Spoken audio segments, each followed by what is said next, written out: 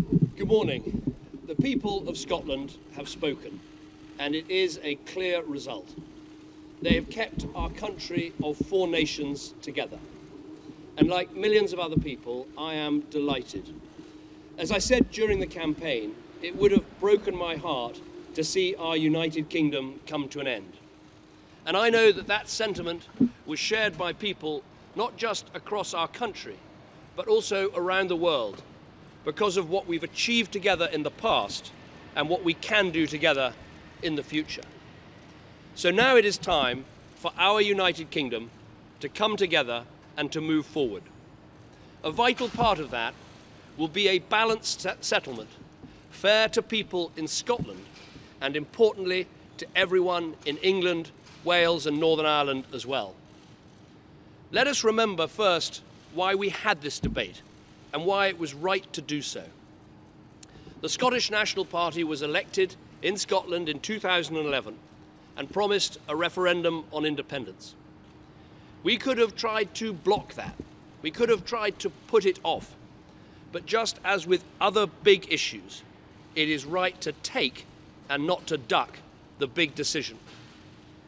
I am a passionate believer in our United Kingdom, and I wanted more than anything for our United Kingdom to stay together. But I'm also a Democrat, and it was right that we respected the SNP's majority in Holyrood and gave the Scottish people their right to have their say. Let us also remember why it was right to ask the definitive question, yes or no. Because now the debate has been settled for a generation, or as Alex Salmond has said, perhaps for a lifetime. So there can be no disputes, no reruns. We have heard the settled will of the Scottish people. Scotland voted for a stronger Scottish Parliament backed by the strength and security of the United Kingdom. And I want to congratulate the No campaign for that, for showing people that our nations really are better together. I also want to pay tribute to Yes Scotland for a well-fought campaign, and to say to all those who did vote for independence, we hear you. We now have a chance, a great opportunity, to change the way the British people are governed and change it for the better.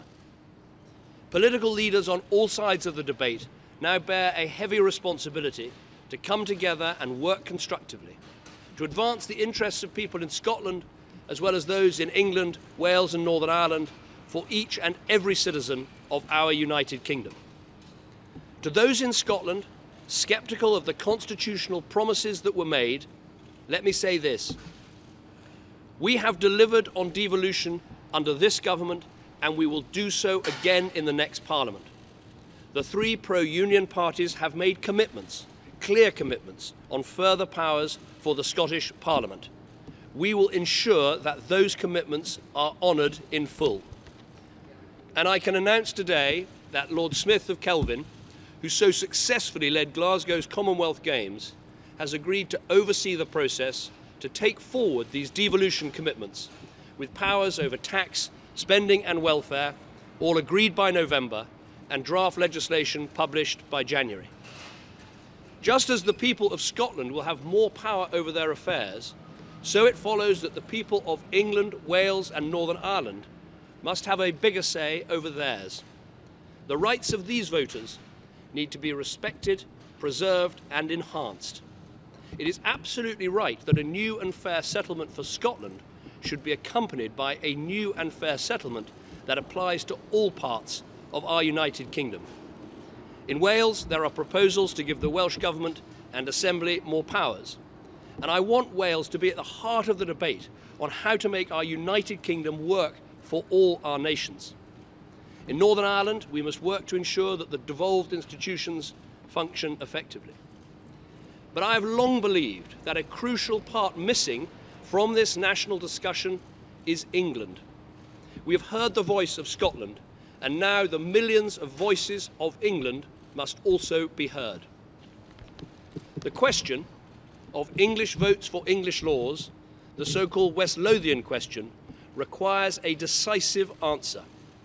So just as Scotland will vote separately in the Scottish Parliament on their issues of tax, spending and welfare, so too England, as well as Wales and Northern Ireland, should be able to vote on these issues.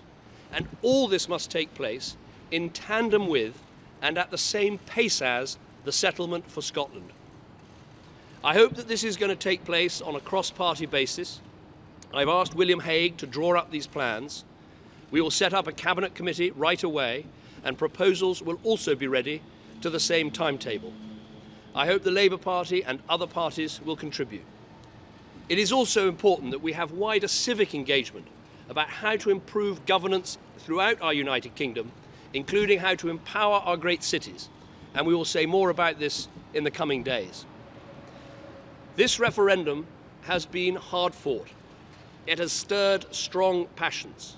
It has electrified politics in Scotland and caught the imagination of people across the whole of our United Kingdom. It will be remembered as a powerful demonstration of the strength and vitality of our ancient democracy. Record numbers registered to vote and record numbers cast their vote. We should all be proud of that.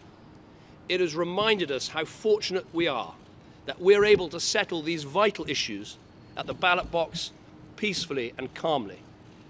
Now we must look forward and turn this into the moment when everyone, whichever way they voted, comes together to build that better, brighter future for our entire United Kingdom.